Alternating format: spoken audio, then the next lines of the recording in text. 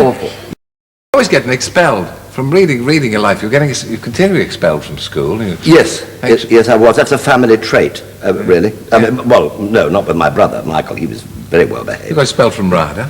Yes, I got thrown out of RADA, I'm afraid, yes. I refused to be a wind. There was a lady who taught Greek dancing and things, and Greek tragedy, and we had to be winds, and I hadn't got a part. All I went was, ooh, and I thought this was terribly boring and very expensive for my poor father to pay for me to be a wind. And so I rebelled and said I wouldn't be a wind. Didn't Noel Coward speak well of you, though? He saw you one. Well, yes, Kenneth Barnes told me that I had absolutely no talent of any sort whatsoever in the theatre. He said, I don't think there's any point in you continuing.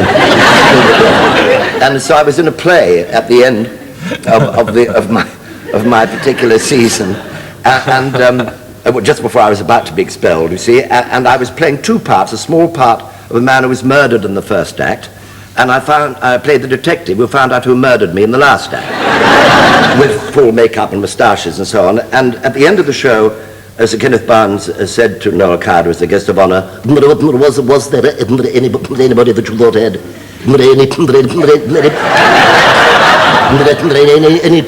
particular talent in the company? And he said, yes, it was a very, very good performance by the man who played the man who was murdered in the first act, and I particularly liked to be the detective who found out who murdered him in the last. So I promptly gave him a kiss, which is a very dangerous thing to do, and Now, you had that because of this brilliance of this mimicry, this gift that you have, and you've invented those voices. I mean, yeah, I can't impersonate people really. I just pick up the idiosyncrasies of people's voices, and they're all. Yeah. Well, that was a genuine lady. When I was at school, I was at Sherborne School, and there was a lady who used to serve the tuck, and we used to go and say, one long bun, one short bun, and a cup of Tizer, please, Mrs. Thompson. And she, being the polite lady she was, used to say, thank you very much, Mr. Next. And that's how I got the voice. Yeah, and we recently, of course, had 10 years as Worzel Gummidge, enormously successful. Oh, yeah. Terrific.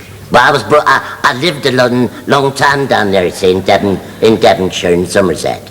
And that's where I was in with Eric Barker in years ago in Waterlog Spa. I played the postman. That's right. They wouldn't remember that. I do, I remember You that. remember. Well, what does it matter what you do, as long as you tear them up? That was it, yeah. And so when Keith Waterhouse and Willis Hall asked me to do a movie that they'd written, of Worzel Gummidge, of course I jumped at it, but unfortunately the movie hit the wall. They didn't get the distribution that they wanted or the money.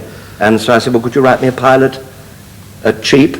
And they gave me a pilot, bless them, and we sold it to television. BBC turned it down flat, incidentally. They said it was had no future of any sort at all. And I then took it to Thames, because I knew they'd jump at it, having just done Whodunit for them, and they turned it down flat too. So then there was a gentleman called Lewis Rudd at Southern Television, a man of great perspicacity, and he said, I think it's wonderful, and he made it, and within about 5 or 6 weeks we were somewhat of a cult. Tell me about yourself. Tell me, if I may ask, you have been around a bit. How old are you now? I'm 70 this year.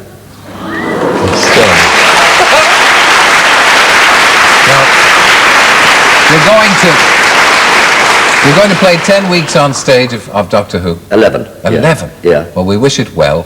Where are you opening with that? We open it in Wimbledon in about 10 days' time. And you look there for 2 weeks. You look as far away from retiring as you did when I met you, which must have been 20 years ago. Sure is. And you look the picture of health. We're all delighted to see you. Well done. Thank you, Terry. Thank you.